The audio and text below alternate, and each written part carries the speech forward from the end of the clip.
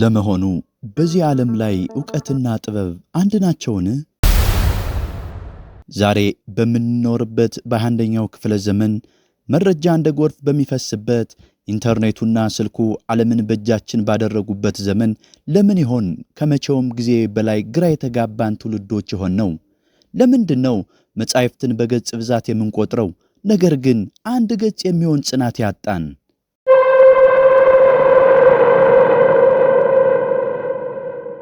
ዓለማችን በእውቀት ማዕበል ውስጥ ተዋኛለች፣ ነገር ግን በጥበብ ጥም እየደረቀች ነው። ተማርን የምንል ሰዎች የጥቅም ተገዦች ሆነናል። አወቅን የምንል ሰዎች የፍርሃት ባሪያዎች ሆነናል። እውነትን በመናገር ፈንታ ለስልጣን እናጎበድዳለን። ለጽድቅ በመቆም ፈንታ ለዝና እንሽቆጠቆጣለን። ነገር ግን ከዛሬ 1700 ዓመታት በፊት የታሪክን አቅጣጫ የቀየረች የነገሥታትን ዙፋን ያናወጠች የአንበሳ ልብ ያላት አንዲት ወጣት ነበረች። ይህች ሴት ውበት ነበራት፣ ነገር ግን በውበቷ አልታወረችም። ዕውቀትም ነበራት፣ ነገር ግን በዕውቀቷ አልታበየችም። ሥልጣንና ዝና ከእግሯ ስር ወድቀው ነበር፣ ነገር ግን ሁሉንም እንደ ጉድፍ ናቀቻቸው። እሷ የጥበብ ማማ፣ የንጽሕና መዝገብ፣ በሊቃውንቱ ዘንድ መክበበ ፈላስፋ፣ የፈላስፎች መሪ ተብላ የተጠራችው ቅድስት ካትሪን ነበረች። ዛሬ የምንሰማው የቅድስት ካትሪን ታሪክ ተራ ተረት አይደለም። እንዴት ባለ ጥበብ ከባርነት እንወጣለን የሚለውን ምስጢር የሚነግረን የታሪክን ግድግዳ ሰንጥቆ ያለፈ የጽናት ምስክርነት እንጂ። በስመ አብ ወወልድ ወመንፈስ ቅዱስ አሃዱ አምላክ አሜን። የተወደዳችሁ የተከበራችሁ የቻናላችን ቤተሰቦች እንደምን ቆያችሁ? የሰላም የፍቅርና የእውነት አምላክ እግዚአብሔር ስሙ የተመሰገነ ይሁን። ዛሬ በዚህ ልዩ ዝግጅታችን በምክንያትና በእውቀት ዓለምን ያስደመመችውን ታላቁን የኒቅያ ጉባኤ ሊቃውንት ሳይቀሩ በክብር የሚያነሷትን የዚች ድንቅና ታሪክ ይዘንላችሁ ቀርበናል። በዚህ ታሪክ ሂደት ውስጥ ያ 50 ታላላቅ የዓለም ፈላስፎች በወጣት ሴት ፊት እንዴት ደንግጠው እንደወደቁ፣ ያ ዓለምን ያስጨነቀው ጨካኙ ንጉሥ መክስሚያኖስ በካትሪን ጽናት ፊት እንዴት እንደተዋረደ፣ እናቷና የንጉሡ ባለቤት ሳይቀሩ የክርስቶስን ፍቅር ሽተው እንዴት ሰማዕትነት እንደመረጡ፣ በመጨረሻም ያ የተዘጋጀው የመከራ መሳሪያ ባለስለቱ ጎማ በእግዚአብሔር ኃይል እንዴት እንደተሰባበረ እንመለከታለን። እነዚህንና ሌሎች ብዙዎች የማያውቋቸውን ከታሪክ ጀርባ የተሰወሩ እውነታዎችን በዝርዝር እንመለከታለን። አብራችሁን ቆዩ። ይህ የጥበብና የጽናት ጉዞ ስለሆነ አሁን እንጀምራለን። ዘመኑ 4ኛው ክፍለ ዘመን ነው።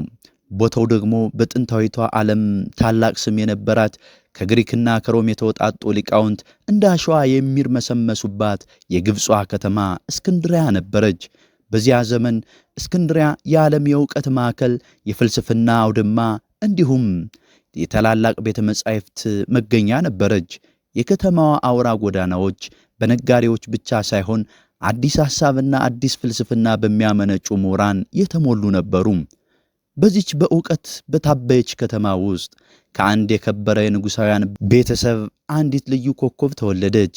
ስሟ ካትሪን ይባላል።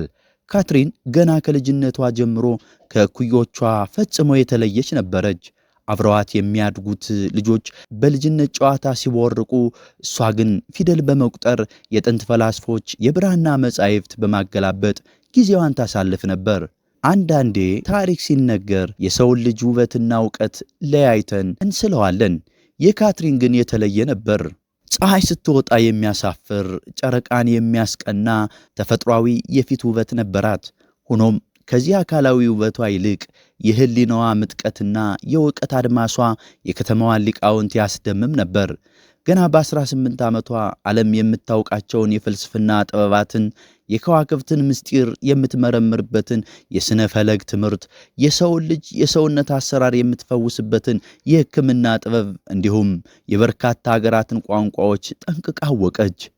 በተለይም ዛሬ በዘመናችን የአመራር ጥበብ ሊደርሺፕ እንዲሁም የአደባባይ ንግግር ፐብሊክ ስፒኪንግ ብለን በየአዳራሹ የምንማረውን የንግግር የስነ መክንዮ ጥበብ እሷ በዚያ በለጋ ዕድሜዋ በሚገባ አውቀዋለች። ፕላቶን፣ አርስቶትልና ሆሜር ደጋግማ አንብባ የራሳቸውን መጻሕፍት ለራሳቸው መምህራን እስክታስረዳቸው ድረስ የጥበብ ማማ ሆነች። ክቡራትና ክቡራን ውድ አድማጮቻችን እስኪ ቆም ብለን እናስተውል። ታላቁ ሊቅ ቅዱስ ባስልዮስ ዘቂሳርያ ስለ ዓለማዊ ዕውቀት ሲናገር ዓለማዊ ፍልስፍናና ዕውቀት ልክ እንደ ሸረሪት ድር ነው።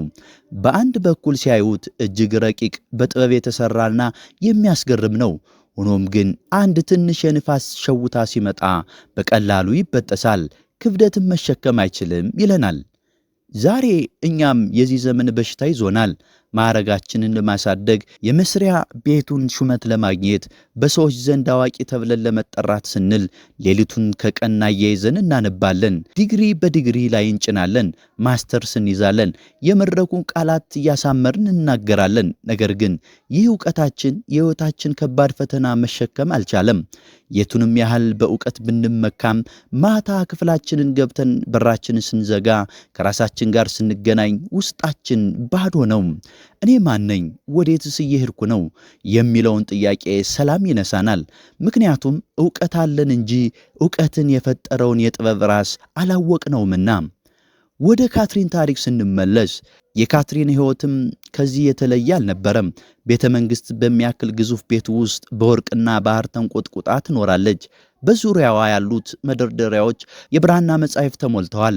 የከተማዋ ታላላቅ ሰዎች ሳይቀሩ እጅ ነሷታል። በውበቷ ተማርከው ሊያገቧት የነገሥታት ልጆች በሯ ላይ ይሰለፋሉ።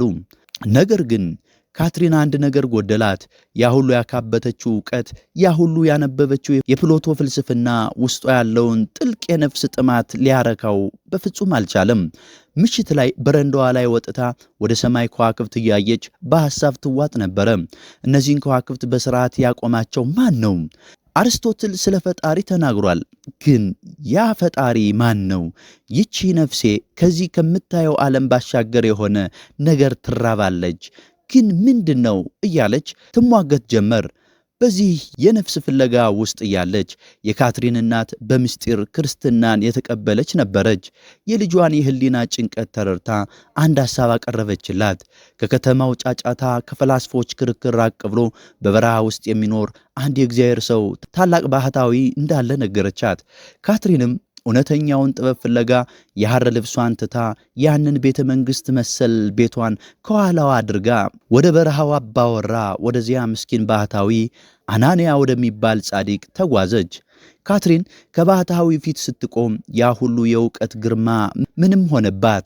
ባህታዊው የካትሪን የውበት የእውቀትን ብዛት ያቀረበችለትን ውስብስብ የፍልስፍና ጥያቄዎች በእርጋታ አዳመጠ። ከዚያም በአንዲት አጭር ግን የካትሪን ሕይወት በለወጠች አረፍተ ነገር መለሰላት። ልጄ ሆይ አላት፣ አባታዊ በሆነ ፍቅር ዓይኖቹ እያየ አንቺ የዚህ ዓለም ጥበብ ጠጥተሻል። ነገር ግን አንቺን ሊመጥንሽ የሚችል ከአንቺ ውበት እጅግ የሚበልጥ የፊት ደም ግባት ያለው ከአንቺ ዕውቀት ማስተዋል የጠለቀ ጥበብን ሁሉ የፈጠረ ሰማይና ምድርን በእጁ የያዘ አንድ ድንቅ ሙሽራ አለ። እርሱ ፀሐይን ያበራል፣ ጨረቃን ያደምቃል፣ የከዋክብትን ቁጥር ያውቃል። እርሱ የጥበብ ሁሉ መጀመሪያና መጨረሻ ነው። ካትሪን ይህንን ስትሰማ ልቧ በኃይል መምታት ጀመረ።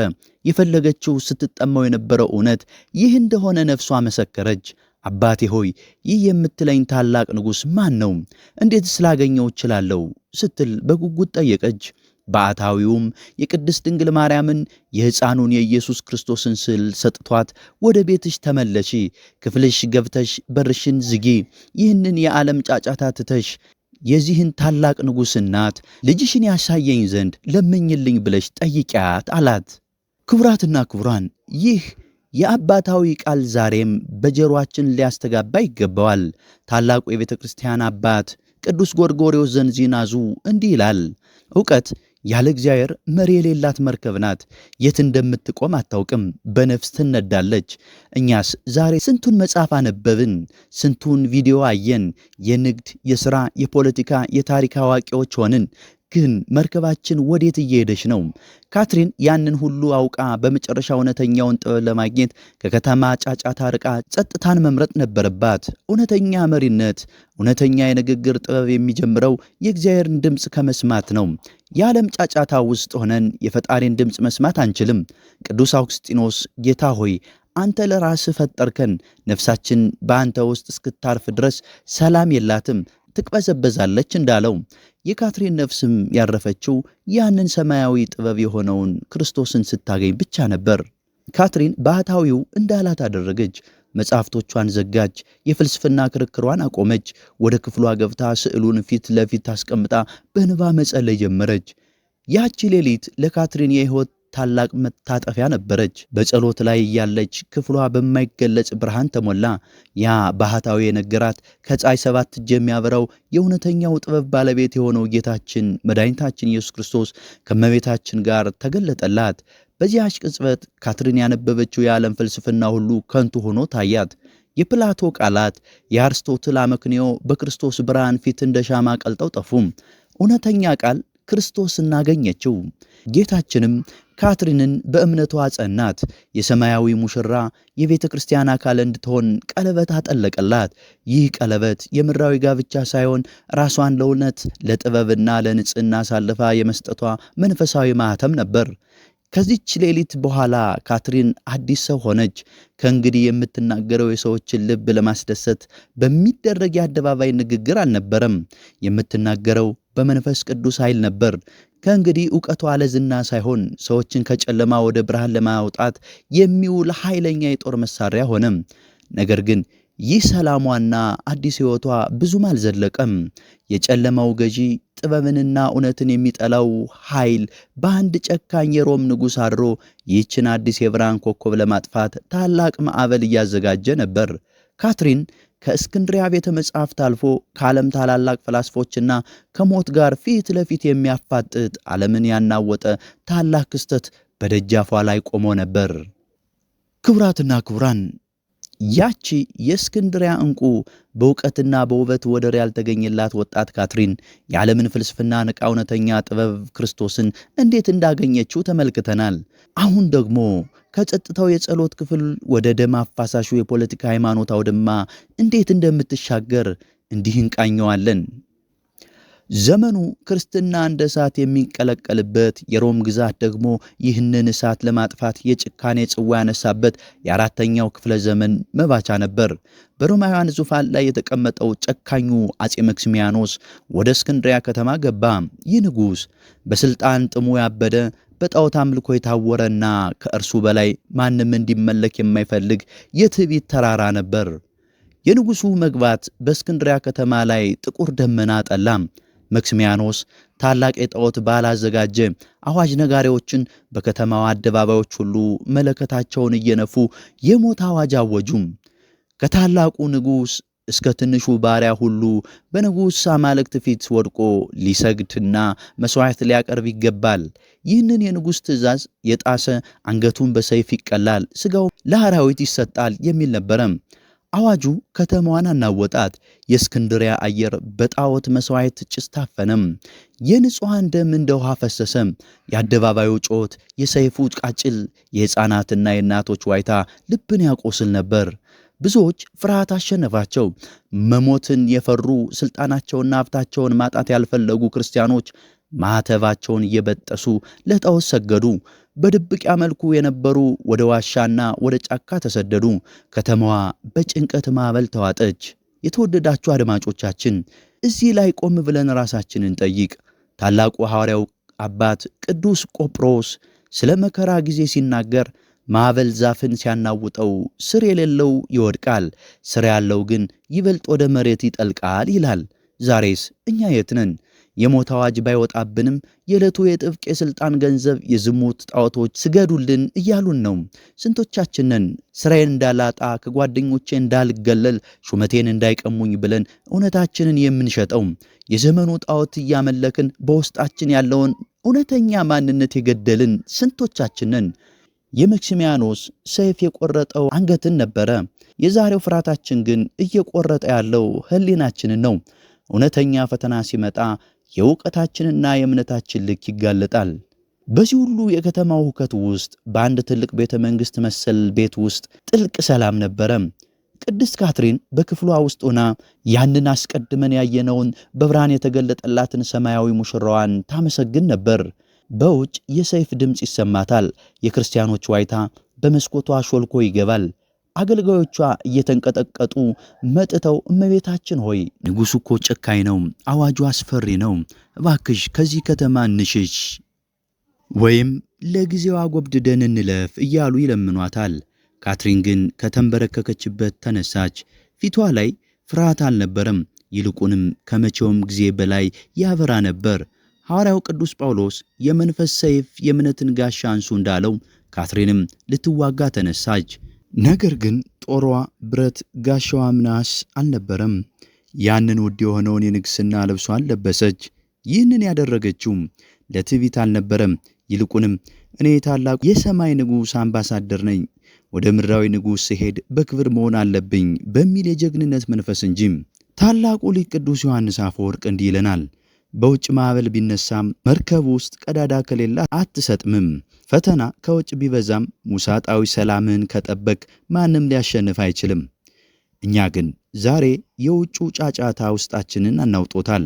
በማህበራዊ ሚዲያው፣ በፖለቲካው ውጥረት፣ በኑሮ ውድነት ተርበድብደናል። ለምን? ምክንያቱም እንደ ካትሪን ወደ ውስጣችን ገብተን የሰላም የጸጋው ባለቤት ከሆነው አምላክ ጋር ስላልተገናኘን ነው። እውነተኛ ጀግንነት ማለት ፍርሃት አለመኖር ማለት አይደለም። ጀግንነት ማለት ከሰው ይልቅ እግዚአብሔርን መፍራት ማለት ነው። ካትሪን መክሲሚያኖስን ያልፈራችው ከእርሱ በላይ ያለውን አይታለችና ነው። ወደ ታሪካችን ስንመለስ ካትሪን ከቤቷ ወጣች።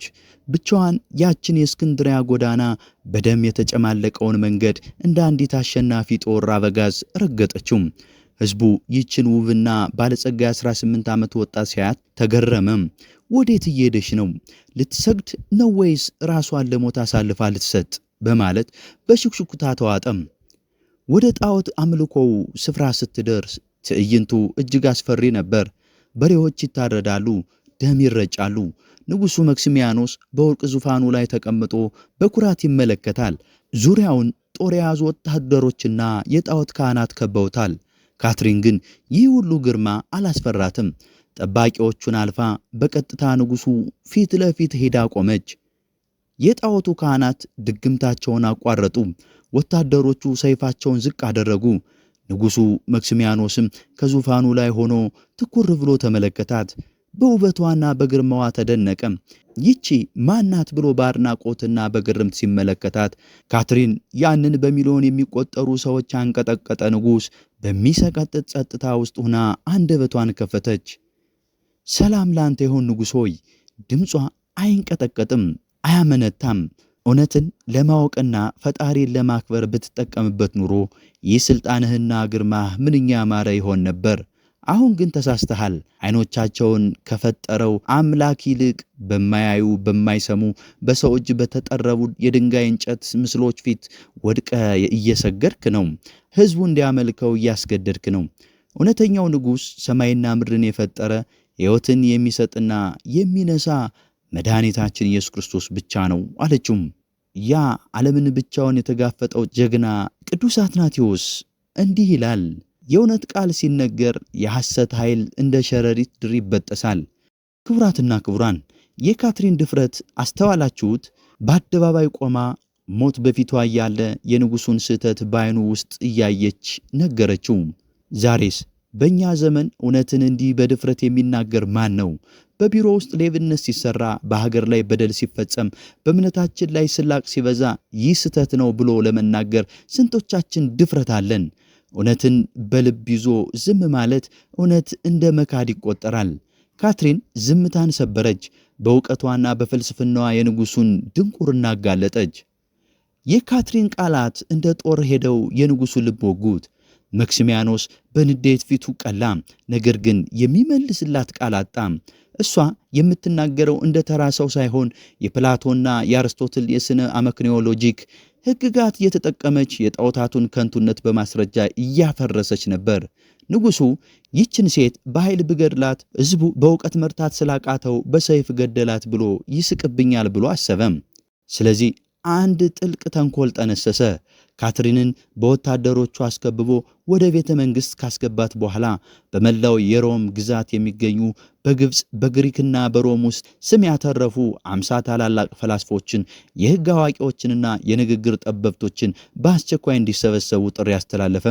ንጉሡ ለእነዚህ 50 ፈላስፎች እንዲህ የሚል መልእክት ላከ። አንዲት የ18 ዓመት ወጣት የሮማን አማልክት ከንቱነት በፍልስፍና እየሞገተች አስቸግራኛለች።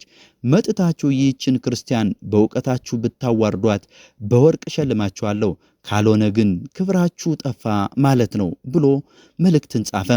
ያቺ ብቸኛዋ ኮከብ ካትሪን አሁንም ከፊት ለፊት ከንጉሡ ሰይፍ የባሰ የዓለምን ምሁራን የዘመኑን እጅግ የተማሩ ሰዎችን ልትጋፈጥ ነው። 50 ፈላስፎች በአንዲት ወጣት ላይ የዓለም ዕውቀት ከሰማያዊ ጥበብ ጋር ሊላተም ቀጠሮ ተያዘም። አባቶቻችን በትርጓሜ መጻሕፍት ላይ እንዲህ ይላሉ። ዓለም እውነትን በጉልበት ማሸነፍ ሲያቅታት በሐሰተኛ ዕውቀትና በፍልስፍና ልታጠምዳት ትሞክራለች። ዛሬም እኮ ቤተ ክርስቲያንን የእምነትና ሞራልን ለመናድ የሚሞክሩ በሰይፍ ብቻ አይደለም፣ በሚዲያው በምዕራቡ ዓለም ስርዓተ ትምህርት በዘመናዊነትና በነጻነት ስም በተለበጡ ሐሰተኛ ፍልስፍናዎች ነው። እኛስ ልጆቻችን የካትሪን ያህል በእውቀትና በእምነት እናጽናቸዋለን? የዚህ ዘመን የውሸት ፈላስፎች ሲመጡ መሞገት የሚችሉበትን የጥበብ ትጥቅ እናለብሳቸዋለን? ውድ አድማጮቻችን የካትሪንና የ50 ፈላስፎች ታሪክ ታላቁ ክርክር ምን ይመስል ይሆን? ያቺ የ18 ዓመት ወጣት በዕድሜ በእውቀት ከገፉ የዓለም ሊቃውንት ጋር መድረክ ላይ ስትቆም ምን ይፈጠራል? ይህንን ዓለምን ያናወጠ ታላቅ የጥበብ ፍልሚያ፣ የፈላስፎች መሸነፍና በካትሪን ቃል መማረክ እንዲሁም የጨካኙን የንጉሡ የመጨረሻ ውሳኔ የምንመለከት ይሆናል። አብረን ወደ እስክንድሪያው ቤተ መንግሥት እንግባም። ያ ታላቅ ቀን ደርሷል።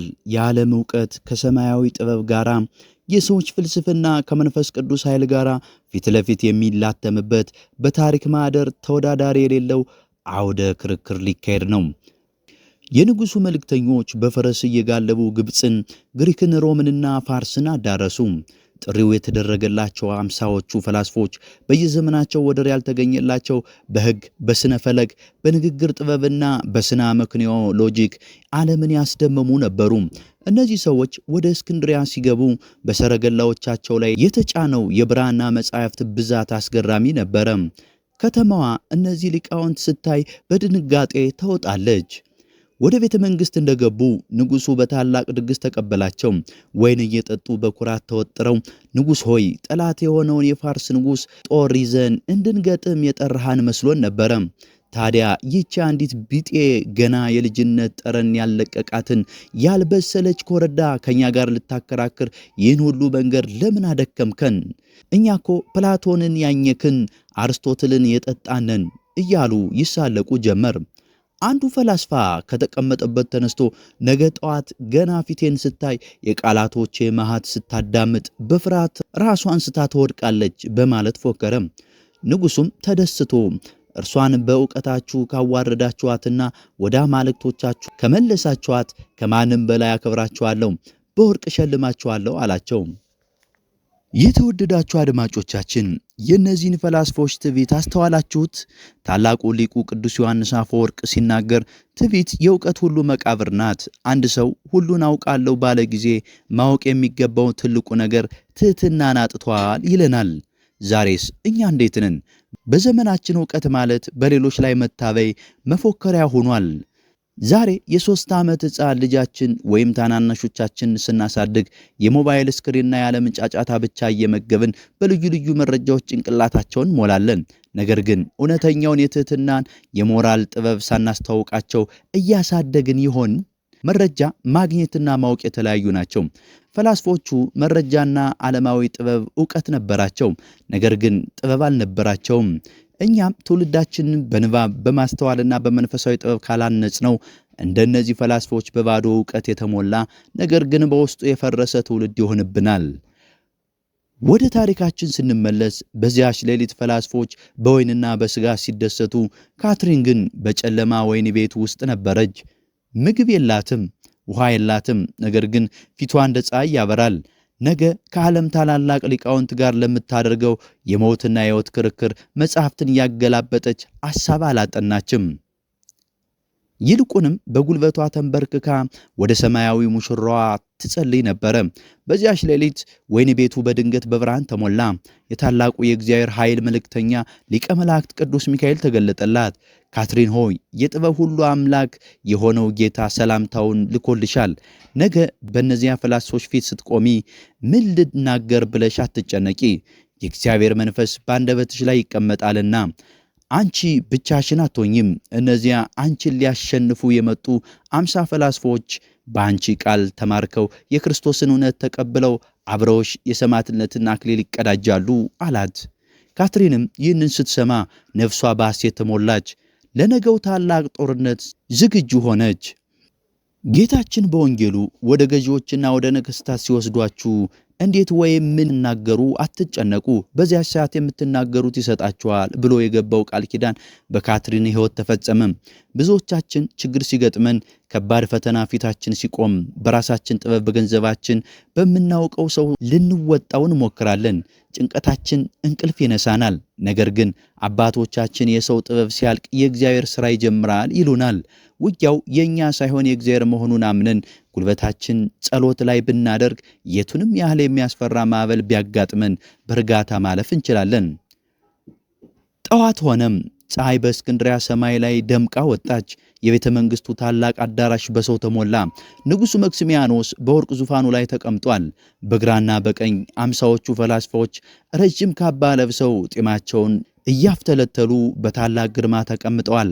ከፊታቸው ትላልቅ የብራና መጽሐፍ ተዘርግተዋል። መላው የከተማዋ መኳንንት፣ የጦር አዛዦች ይህንን ታሪካዊ ክርክር ለማየት ተሰብስበዋል። በድንገት አዳራሹ ጸጥ አለ። የብረት ሰንሰለት ሲጎተት፣ ወታደሮቹ ሲራመዱ ተሰማ። ያቺ 18 ዓመት ወጣት ቅድስት ካትሪን መድረኩ መሃል ገባች። የለበሰችው ያረጀ ልብስ ቢሆንም የፊቷ ብርሃንና ግርማ ግን የፈላስፎቹን ልብ አርበደበደው። ዙሪያዋን ስትመለከት 50 የተራቡ ተኩላዎች አንድ ንጹሕ በግ የከበቡ ይመስል ነበረ። ከፈላስፎቹ መካከል ዋናው በዕድሜ የገፋውና በእውቀቱ በመላው ዓለም የሚፈራው ሊቁ ወደፊት ወጣ። አፉን ከፈተና በከባድ ድምፅ እንዲህ አላት፣ አንቺ ወጣት፣ የሮማ አማልክት ከንቱ ናቸው፣ የጥንት ፈላስፎቻችንም ተሳስተዋል ብለሽ የተናገርሽው አንቺ ነሽን? እስኪ ንገሪኝ፣ እናንተ ክርስቲያኖች አምላክ ብላችሁ የምታመልኩት በሮማውያን ሕግ ተፈርዶበት እንደ ተራ ወንጀለኛ በእንጨት ላይ ተሰቅሎ የሞተው ሰው አይደለምን? አምላክ እንዴት ይሞታል? የማይሞተው አምላክ ሞተ ብሎ ማመን ከፍልስፍናም ከምክንያትም ውጭ የሆነ ድንቁርና አይደለምን? አላት። ይህ ጥያቄ ሲቀርብ ንጉሡ በኩራት ፈገግ አለም። አዳራሹ በጸጥታ የካትሪን ምላሽ ይጠብቅ ጀመረም። ካትሪን በረጋ መንፈስ ዓይኖቿን ወደ ፈላስፎቹ አነሳች። ድምጿ በአዳራሽ ውስጥ እንደ ደወል ጮኸም። የሰጠችው ምላሽ ዝም ብላ ከመጽሐፍ ቅዱስ በመጥቀስ አልነበረም። እነርሱም ራሳቸውን በሚያምኑበት መጽሐፍ በገዛ ፍልስፍናቸው ልታጠምዳቸው ጀመረች። አንተ ታላቅ ፈላስፋ ነኝ ትላለህ፣ ነገር ግን ያነበብከው እንኳን በሚገባ አላስተዋልከውም አለችው። እስኪ ንገረኝ፣ ታላቁ መምህራችሁ አርስቶትል ስለ ፈጣሪ ሲናገር ራሱ ሳይንቀሳቀስ ዓለምን የሚያንቀሳቀስ መጀመሪያና መጨረሻ የሌለው አንድ ኃይል አለ አላለምን? ፕላቶንስ ቢሆን ስለ አምላክ መናገር ከባድ ነው፣ ቢገኝ እንኳን ለሁሉ መግለጽ አይቻልም ብሎ የጻፈውን አላነበብከውምን? የእናንተው ፈላስፎች አንድ አምላክ ብቻ እንዳለ እየመሰከሩ እናንተ እንዴት በሰው እጅ ለተጠረበ እንጨትና ድንጋይ ትሰግዳላችሁ? አለቻቸው። ፈላስፋው ደነገጠ። የእርሷን ዕውቀት ከእሱ እንዳይበስበት ሰጋ። እርሱንማ እናውቃለን አለ እየተንተባተበ። ነገር ግን አምላክ እንዴት ሰው ይሆናል? እንዴትስ ይሰቀላል ነው ጥያቄ አላት። ካትሪን ፈገግ አለች። ይህማ የፍቅሩ ጥልቀት ነው። አምላክ ሰው የሆነው ባህሪው ተለውጦ አይደለም፣ የሰው ልጅ ከተገዛበት የሞት ባርነት ነፃ ለማውጣት እንጂ። በራሳችሁ መጻሕፍት ውስጥ ያሉትን ትንቢቶች እስኪ አንብቧቸው። በኋላኛው ዘመን አምላክ የሰው ሥጋ ይለብሳል፣ ስለ ሰው ልጆችም ኃጢአት መከራን ይቀበላል፣ በእንጨትም ላይ ይሰቀላል ብለው የጻፉት ረስታችሁት ነው? እናንተ መጻሕፍትን በገጽ ብዛት ታነባላችሁ፣ ነገር ግን በውስጣቸው ያለውን የሕይወት ምስጢር አታስተውሉም አለቻቸው። በመንፈስ ቅዱስ የተቃኘው የካትሪን ቃል እንደ ሹል ሰይፍ የፈላስፎችን ልብ እየሰነጠቀ ገባ። አንዱን ፈላስፋ አፉን ከፍቶ መመለስ አቃተው። የክርክሩ ሜዳ ሙሉ በሙሉ ተቆጣጠረችው። የአምላክ መወለድ ሕማሙን፣ ሞቱንና ትንሣኤውን ከሳይንስ ከፍልስፍናና ከራሳቸው ታሪክ ጋር አያይዛ በስፋት ተነተነችላቸው። ታላቁ የቤተ ክርስቲያን ብርሃን ቅዱስ ባስልዮስ ዘቂሳርያ ክርስቲያኖች ዓለማዊ መጻሕፍት እንዴት ማንበብ እንዳለባቸው ሲመክር ልክ ንብ በአበባው ላይ አርፋ ማሩን ብቻ ወስዳ መርዙን ወይም የማይጠቅመውን እንደምትተወው ሁሉ እናንተም ዓለማዊ ዕውቀትን ስታነቡ እውነት የሆነውን ለሕይወት የሚጠቅመውን ብቻ ውሰዱ ይለናል። ወዳጆቼም ይህ ነው እውነተኛ የንባብ ጎዳና። ዕውቀትን በማኅበር መፈለግ፣ ያነበቡትን ለትውልድ መገንቢያ ማዋል ታላቅ ጸጋ ነው። ካትሪን ያንን ሁሉ መጽሐፍ ያነበበችው ዝም ብላ ለመዝናናት አልነበረም። ዛሬ እውነትን ለዓለም ለመመስከርና ጠላትን በገዛ መሳሪያው ለማሸነፍ ተጠቅማበታለች። እኛም ዛሬ መጻሕፍትን ስናነብ ለሕሊናችን ማረፊያ፣ ለነፍሳችን መዳኛ የሚሆነውን ምስጢር መፈለግ አለብን። የንባብ ባህልን ማሳደግ እውነትን የመፈለግ ጅምር ነውና። ወደ ታሪካችን ስንመለስ ከጥቂት ሰዓታት በኋላ አዳራሹ በመርፌው ውድቀት በሚሰማ ጸጥታ ተዋጠም። ዋናው ፈላስፋ ላቡን እየጠረገ አንገቱን ደፋ። ሌሎቹ ፈላስፎችም እርስ በርሳቸው ተያዩ። በውስጣቸው የነበረው የትዕቢት መንፈስ በእግዚአብሔር ቃል ኃይል ተሰባብሮ ወድቆ ነበር።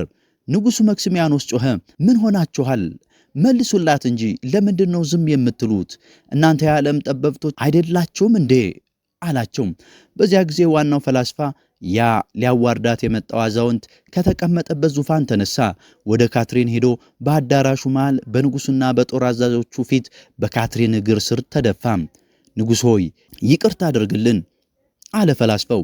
እስከ ዛሬ ድረስ ከማንም ፈላስፋ ጋር ተከራክረን ተሸንፈን አናውቅም።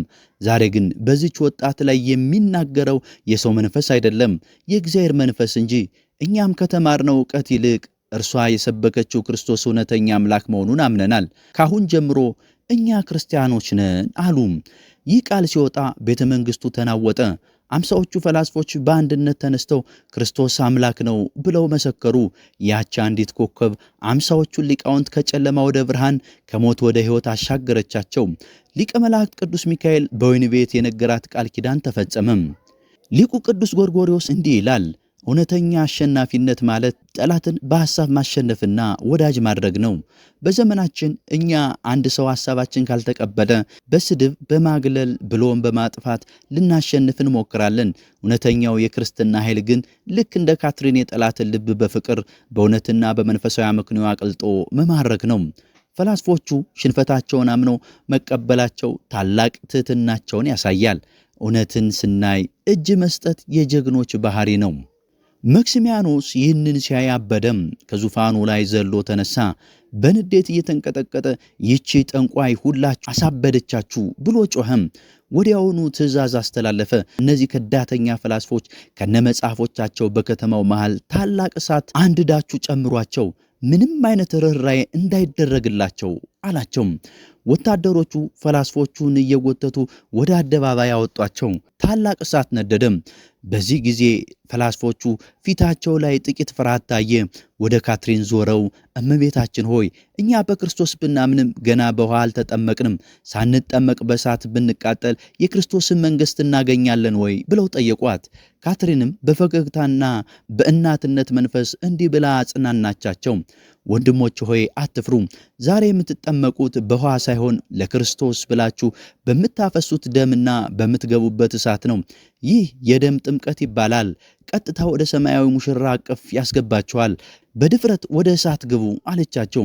አምሳዎቹ ፈላስፎች ፊታቸውን በመስቀል አምሳያ ማትበው እግዚአብሔርን እያመሰገኑ ወደ እሳቱ ገቡ። አስገራሚው ተአምር ግን እሳቱ ስጋቸውን ቢለየውም ልብሳቸውንም ሆነ ፀጉራቸውን አንዳች አላቃጠለም ነበር። ሕዝቡ ይህንን ሲያዩ የእነዚህን ፈላስፎች ቅድስናና የክርስቶስን ታላቅነት መሰከረ። የካትሪን ጥበብ 50 ጀግኖችን ለሰማያዊ መንግሥት አስረከበች። ክቡራትና ክቡራን፣ ይህንን ያየነው ታሪክ እጅግ አስገራሚ ነው። 50 ፈላስፎች በአንዲት ወጣት ፊት ወደቁ። ሞትን ፈርተው የካዱ ብዙዎች ሲሆኑ፣ እነዚህ ፈላስፎች ግን እውነትን አግኝተው በደስታ ሞትን ተቀበሉ። ንጉሥ መክስሚያኖስ አሁንም ግራ ገብቶታል። ያዘጋጀው የፍልስፍና ወጥመድ ተሰብሯል። ግን አሁንም ተስፋ አልቆረጠም። ካትሪንን ለማጥፋት ወይም ቢያንስ የራሱ ንግሥት ለማድረግ ሌላ አሰቃቂ አሳዛኝ መላ ዘይዷል። አብረን እንመልከት። ንጉሱ ለካትሪን ያቀረበለት አስገራሚ የጋብቻ የሥልጣን ጥያቄና የንጉሱ ሚስት ንግሥት ፋውስቲና በሌሊት ወደ ወይን ቤት ሄዳ የተለወጠችበት አስደናቂ ምስጢር፣ እናም ዓለምን ያናወጠው ያ ዘግናኝ ባለስለታማ ጎማ እንዴት እንደተዘጋጀና በእግዚአብሔር መልእክት እንዴት እንደተሰባበረ የመጨረሻውን ሐሳብ እንመለከታለን። የአምሳው ፈላስፎቹ በእሳት መቃጠል ንጉሥ መክስሚያኖስን እረፍት ነሳው። በእስክንድርያ አደባባይ የተሰበሰበው ሕዝብ የክርስቲያኖች አምላክ ታላቅ ነው እያለ በሹክሹክታ ሲነጋገር ይሰማዋል። ንጉሡ ተዋርዷል። በኃይል አሸንፋለሁ ብሎ ሰይፍ መዘዘም፣ አልቻለም። በእውቀት እረታለሁ ብሎ ሊቃውንትን ሰበሰበ፣ ባሰበትና የራሱ ፈላስፎች ተማረኩበት። አሁን አንድ መላ ብቻ ቀረው። ይህችን ወጣት በዛቻ አሸነፍኳት፣ በጥቅምና በስልጣን አባቤ ልግዛት ብሎ አሰበ። ወታደሮቹን ልኮ ካትሪንን ከተጣለችበት ወይን ያስመጣት፣ ወደ ራሱ ልዩና ጸጥተኛ የዙፋን ክፍል አስገባት። ፊቱ ላይ የነበረውን የቁጣ ደመና ገፎ የውሸት ፈገግታ ተላበሰ። በወርቅ ከተንቆጠቆጠው ዙፋን ላይ ወርዶ ወደ እርሷ እየተጠጋ እንዲህ አላት፣ ካትሪን ውብና አስተዋይ ልጄ ሆይ፣ እኔ እኮ አንቺን ላጠፋሽ አልነበረም ፍላጎቴ። የአንቺን ጥበብና ውበት ስመለከት ለዚህ ታላቋ የሮማ ግዛት ንግሥት ብትሆኚ እንዴት ያምርብሻል ብዬ አስባለሁ። አማልክቶቼ ብትክጂም እኔ ግን ልተውሽ አልቻልኩም። አሁን ስሚኝ፣ ያንን የተሰቀለውን የአይሁድ ሰው ክርስቶስን እርሺው። እኔ ግማሽ መንግሥቴን እሰጥሻለሁ። በሮማ ግዛት ላይ እኩል እንነግሳለን። ምስልሽን ከወርቅ አሰርቼ በአደባባይ ያቆመዋለሁ። ሕዝቡም ሁሉ አንቺን እንደ አማልክት ያመልክሻል። ብቻ አንዲት ጊዜ ለጣዖቶቼ ዕጣን አጢሽልኝ አላት። ይህ ፈተና ከፈላስፎቹ ክርክር በላይ እጅግ ከባድ ነበር። የዓለም ክብር፣ የሮማን ንግስና፣ ማለቂያ የሌለው ሀብት በነፃ ማግኘት። ካትሪን ግን ንጉሱን በትዝብት ዓይኖቿ ተመለከተችው። ፊቷ ላይ የንቀት ፈገግታ ታየ። ንጉሶ ያለችው ድምጿን ከፍ አድርጋ፣ እኔ እኮ ራሴን ለታላቁ ንጉሥ፣ ለሰማይና ለምድር ፈጣሪ ለኢየሱስ ክርስቶስ ሙሽራ አድርጌ ሰጥቼዋለሁ። ያንተ ሥልጣን ዛሬ አብቦ ነገ እንደሚረግፍ አበባ ነው። ያን ወርቅና ብር ነገ አፈር የሚሆን ብስባሽ ነው። እኔ የማይጠልቀውን ፀሐይ፣ የማይጠፋውን ክብር መርጫለሁ። ከክርስቶስ ፍቅር የሚለየኝ የለም። ዘውድህንም ጣዖትህንም አንተንም ናኳችሁ አለችው። ክቡራትና ክቡራን የተወደዳችሁ አድማጮቻችን፣ ይህ የካትሪን ውሳኔ ዛሬም ለምንኖረው ለእኛ ምንኛ ታላቅ ትምህርት ነው። ታላቁ ሊቅ ቅዱስ ዮሐንስ አፈወርቅ እንዲህ ይለናል፣ ሰይጣን ሰውን በእሳትና በሰይፍ ማሸነፍ ሲያቅተው በወርቅና በስልጣን ያጠምደዋል። የገንዘብ ፍቅር የሰይጣን ለስላሳው ሰይፍ ነው። ዛሬ እኛም በምንኖርበት ማህበረሰብ ውስጥ እውነትን በምን ያህል እንሸጣለን? ሕዝብን ለማገልገል፣ ፍትህን ለማስፈን በበጎ አድራጎት ሆነ በመንግስት መዋቅር ውስጥ ስንሰራ ስንቶቻችንን ትንሽ ጥቅም ሲሰጠን፣ ሹመት ሲያማልለን እውነታችንን የምንቀብረው? ማህበረሰባችንን ወደ ብርሃን ማውጣት ሲገባን ለራሳችን ጊዜያዊ ድሎት ስንል ከጨቋኞች ጋር የምናብረው? ካትሪን የሮማን ንግስና የናቀችው ከእውነት የሚበልጥ ምንም አይነት ምድራዊ ሹመት እንደሌለ ስላወቀች ነበር። እውነተኛ አገልጋይ መሪ የማይገዛና የማይሸጥ ሕሊና ያለው ብቻ ነው። ወደ ታሪካችን ስንመለስ ንጉሱ መክስሚያኖስ ያቀረበው የሥልጣንና የጋብቻ ጥያቄ ውድቅ ሲደረግበት ቁጣው ከእብደት ደረጃ ደረሰም። የራሱን ንግስና እንደ ጉድፍ መናቋ ክብሩን ነካው። ይቺ ትዕቢተኛ ሴት በረሃብና በውሃ ጥም ካልተሰቃየች አትመለስም ብሎ አዘዘም። ካትሪንን ከመሬት በታች ወዳለ ብርሃን ወደማይገባበት እጅግ ቀዝቃዛና አስፈሪ ወይን ቤት ጣሏት። ወይን ቤቱ በበሰበሰ ጠረንና በሚያስፈራ ነፍሳት የተሞላ ነበር። ንጉሡ ጠባቂዎቹ ለቀጣዮቹ 12 ቀናት አንዲት ፍርፋሪ ዳቦም ሆነ አንዲት ጠብታ ውሃ እንዳይሰጧት፣ ማንም ሰው ወደ እርሷ እንዳይገባ ብሎ በጽኑ አስጠነቀቀ። ንጉሡ ከከተማ ውጭ ለጉዳይ ሄደም። በዚያች ጨለማ ጉድጓድ ውስጥ ካትሪን ብቻዋን ቀረች። በሰውኛ ስናስበው ልብን የሚያስፈራ ተስፋን የሚያስቆርጥ ጨለማ። ነገር ግን አባቶቻችን ሰው ሲተውህ እግዚአብሔር ያነሳሃል እንደሚሉት የእርሷም ታሪክ የተለየ ነበር። በወይኑ ቤቱ ጨለማ ውስጥ በድንገት ጣራው ተከፈተ። የማይገለጽ ሰማያዊ ብርሃን ጉድጓዱን ሞላው። አንዲት እጅግ ነጭ የሆነች ርግብ ከሰማይ ወረደች። ይህች ርግብ ለካትሪን ሰማያዊ ህብስት ትመግባታለች። መላእክትም በዙሪያዋ ቆመው ያጽናኗታል። ቁስሏንም ይፈውሱላት ነበረ። ያች አስፈሪ ጉድጓድ ለካትሪን የገነት ደጃፍ፣ የምስጋና አዳራሽ ሆነች። ታላቁ የበረሃው አባት ማር ይስሐቅ ሶርያዊ ሲናገር በውጫዊ ዓለም ጨለማ ሲከብህ ወደ ውስጣዊው ክፍል ግባ፣ የሰማዩ ንጉሥ ብርሃን ታገኛለህ ይለናል። ዛሬ እኛ ትንሽ ችግር ሲገጥመን፣ ሰዎች ሲርቁን፣ ኑሮ ሲከብደን መውጫ የሌለው ጨለማ ውስጥ የገባን ይመስለናል። መከፋትና ብቸኝነት ያጠቃናል። ነገር ግን እውነተኛው ብርሃን የሚበራው በውጫዊ ጫጫታ ውስጥ ሳይሆን ከፈጣሪያችን ጋር በምናደርገው ጥልቅና ጸጥተኛ ግንኙነት ውስጥ ነው። እግዚአብሔርን እኛን የሚመግብበት የራሱ የሆነ ሰማያዊ ርግብ አለው። በሰው ተስፋ ከመቁረጥ አይዞ ለሚለው አምላክ ልባችንን እንክፈት። ንጉሡ ከከተማ በወጣበት በዚያ ሳምንት በቤተ መንግሥት ውስጥ ሌላ መንፈሳዊ አብዮት እየተፈጠረ ነበር። የንጉሡ ሚስት ንግሥት ፋውስቲና እረፍት አጥታለች። በቤተ መንግሥቷ ምቹ አልጋ ላይ ብትተኛም ቅልፍ ሸሽቷታል። የካትሪን የፍርድ ሂደት ያሳየችው ድፍረትና ፈላስፎቹ በእሳት ሲቃጠሉ ያሳዩት ጽናት ከሕሊናዋ ሊጠፋ አልቻለም። ይህች ወጣት እኛ የሌለንን ምን አይነት ምስጢራዊ ኃይል ቢኖራት ነው የሞትን ፍርሃት ያሸነፈችው? እኔ ንግሥት ነኝ፣ ነገር ግን በልቤ ሰላም የለም። እርሷ ግን በጨለማ ጉድጓድ ውስጥ ሆና እንኳን እንደ ፀሐይ ታበራለች። እውነትን ማወቅ አለብኝ ብላ አሰበች። በእኩለ ሌሊት ንግሥቲቱ የጦር አዛዡን ፓርፊሪዮስን በድብቅ ጠራችው። ፓርፊሪዮስ 200 ታላላቅ የጦር መኮንኖችን የሚያዝ ጀግና የሮማ ወታደር ነበር። ንግሥቲቱ እባክህ ፓርፊሪዮስ ያችን ክርስቲያን ወጣት ማየት እፈልጋለሁና ወደ ወይን ቤቱ በድብቅ አድርሰኝ ብላ ለመነችው። ፓርፊሪዮስም ጠባቂዎቹን ጉቦ ሰጥቶ ንግሥቲቱን ይዞ ወደዚያ ጥልቅ ጉድጓድ ወረዱ። የወይን ቤቱን በር ሲከፍቱ ያዩት ነገር ማመን አልቻሉም። ጉድጓዱ በጨለማ አልተዋጠም፣ ይልቁንም ከመላእክት በሚወጣ ደማቅ ብርሃን ተሞልቷል። ካትሪን በመሃል ተንበርክካ ትጸልያለች። ጠረኑ ደግሞ እንደ በሰበሰ እስር ቤት ሳይሆን እጅግ ጣፋጭ እንደሆነ የገነት ዕጣን ያውድ ነበረ። ንግሥት ፋውስቲናና የጦር አዛዡ ፓርፊሪዮስ በድንጋጤ መሬት ላይ ወደቁ። ካትሪን አነሳቻቸው። ንግሥቲቱ እያለቀሰች ካትሪን ሆይ እኔ የዚህ ሁሉ ዓለም ገዢ የሆነውን የንጉሥ ሚስት ነኝ፣ ግን ነፍሴ ባዶ ናት። እባክሽ ይህንን ሰላም እንዴት ላገኘው እንደምችል አሳየኝ። አንቺ የምታመልኪውን አምላክ ንገርኝ አለቻት። በዚህች ቅጽበት ካትሪን ስለደረሰባት ረሃብ ወይም ስለ ጠባሳዋ አላወራችም። ይልቁንም የሕይወት መጽሐፍ ከፈተችላቸው። ሰዎች በአንድነት ሰብስቦ እውነተኛውን የሕይወት ቃል ማንበብና መማር ታላቅ የጥበብ መንገድ መሆኑን በተግባር አሳየቻቸው።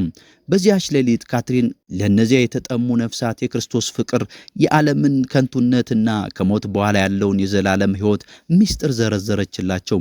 ንግሥት ሆይ አሁን በራስሽ ላይ የደፋሽው ዘውድ ጊዜያዊ ነው። እውነተኛው ዘውድ ሰማያዊ ምድርን በፈጠረው አምላክ ፊት የምታገኘው የጽድቅ አክሊል ነው። ፓርፊሪዮስ ሆይ አንተ የምትዋጋው ለሚያልፍ ንጉሥ ነው። ነገር ግን የማይሞተው ንጉሥ ወታደር ብትሆን የዘላለም ክብር ትቀዳጃለህ አለቻቸው። በዚህ የጥበብ ትምህርት ንግሥቲቱ የጦር አዛዡና አብረውት የነበሩ 200 የጦር መኮንኖች በሙሉ ልባቸው ተነካ። ወዲያውኑ ክርስቶስን አምነው በካትሪን እግር ስር ወድቀው የሰማዕትነትን ቃል ኪዳን ገቡ። ነፍሳችን ጌታን እስክታገኝ ድረስ ዓለም ሁሉ ብትዘዋወር እረፍት የላትም ይለናል።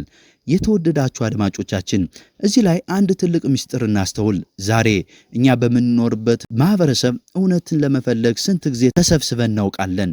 ሐሜትና ፖለቲካ ለማውራት በየካፌው እንሰበሰባለን። ነገር ግን እንደነዚህ የጥንት አባቶችና እናቶች መጻሕፍትን ለማንበብ፣ እውነትን ለመመርመር፣ የጥበብን ጎዳና የንባብን ፍኖት ለመከተል ማህበራትን አቋቁመን እንወያያለን? ታሪካዊ በሆነውና የጥበብ መዛግብት በሞሉባቸው ከተሞቻችን ውስጥ ወጣቱን ሰብስበን የንባብን የውይይትን መድረክ መፍጠር ልክ እንደ ካትሪን በጨለማ ውስጥ ብርሃን የማብራት ያህል ነው። ዕውቀት ሲካፈል ይባዛል። እውነት ሲነገር ነፍስን ነፃ ያወጣል።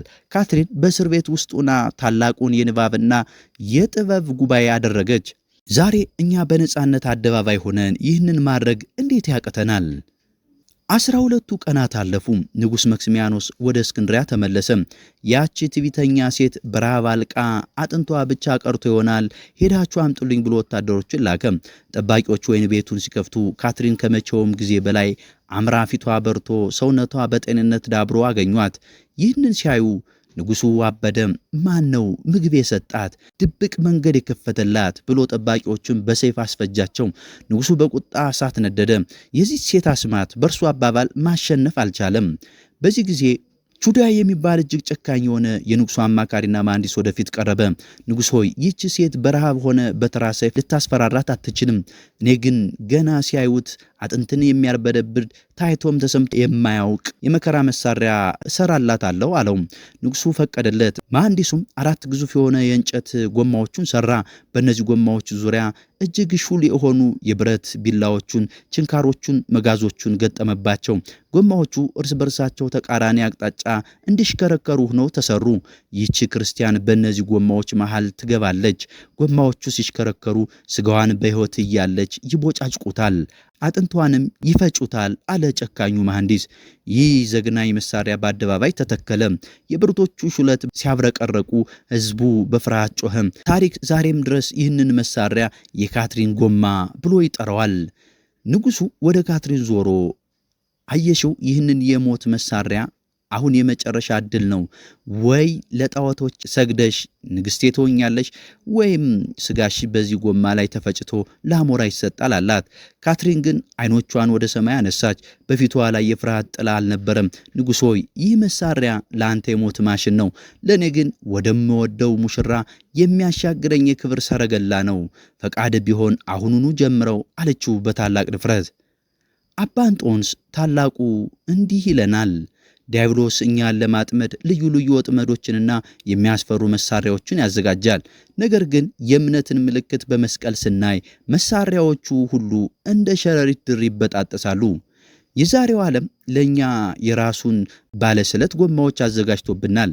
በኢኮኖሚ ውድቀት፣ በጦርነት፣ በዘረኝነት፣ በሥነ ምግባር ብልሽት ተስፋ እንድንቆርጥና እምነታችን እንድንክድ ይፈጨናል።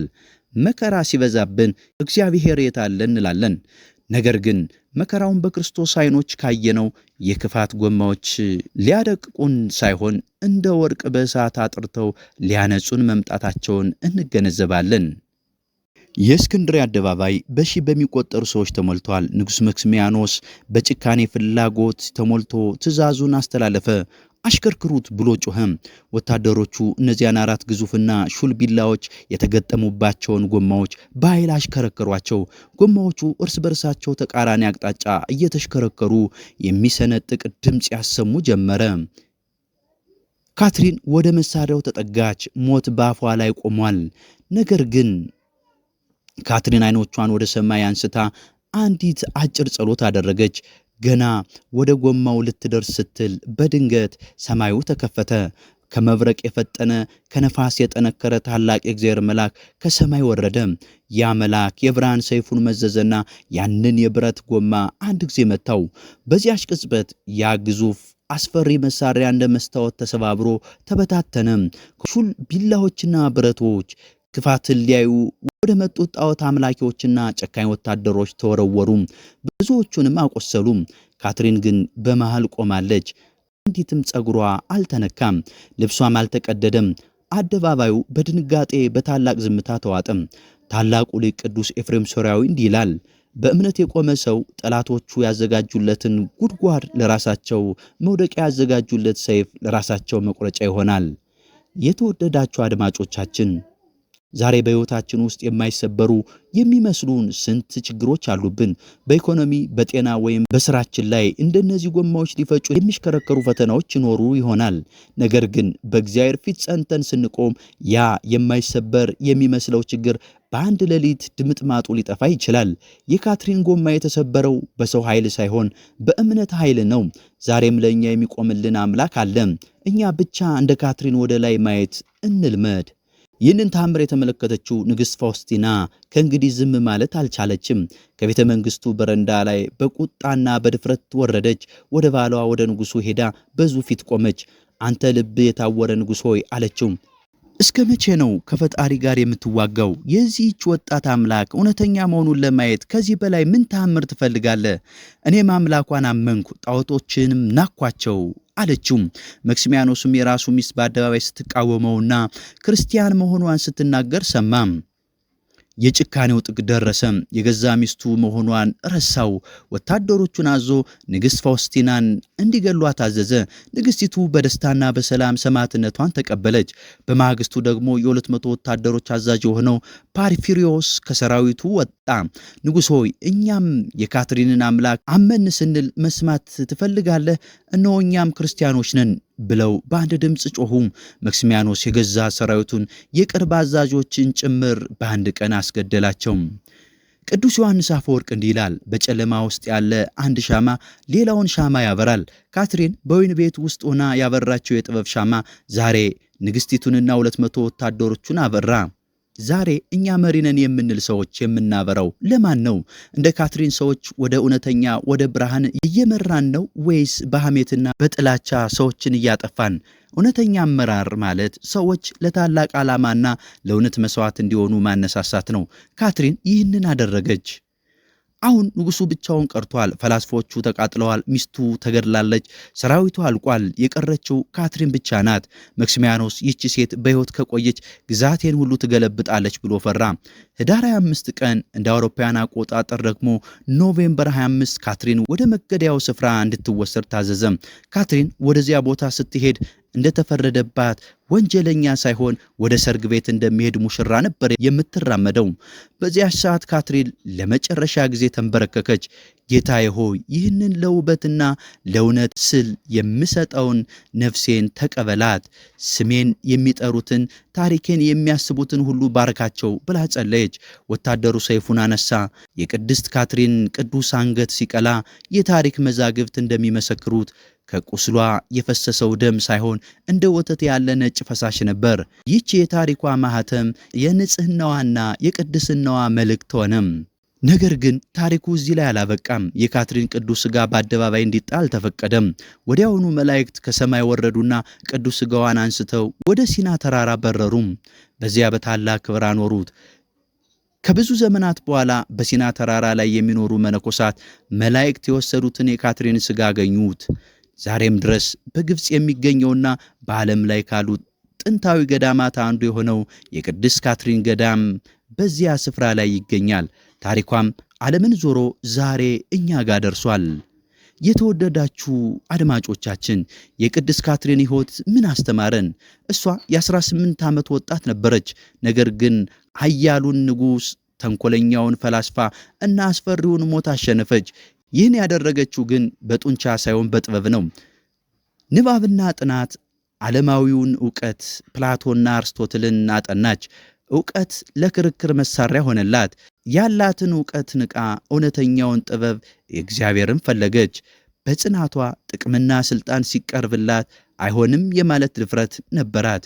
ዛሬ በዚህ ሀገር የምንኖረው ክርስቲያኖች ሆነ በመላው ዓለም የምንገኝ ክርስቲያኖች የዚህ ታላቅ ሴት ፈለግ መከተል አለብን። ካትሪን በወይን ቤት ውስጥ እንኳን ሰዎችን አስተምራ፣ እኛም በሰፈር፣ በስራ ቦታ፣ በቤተ ክርስቲያን ተሰብስበን ስለ መልካም ስነ ምግባርና ስለ ጥበብ እንወያይ።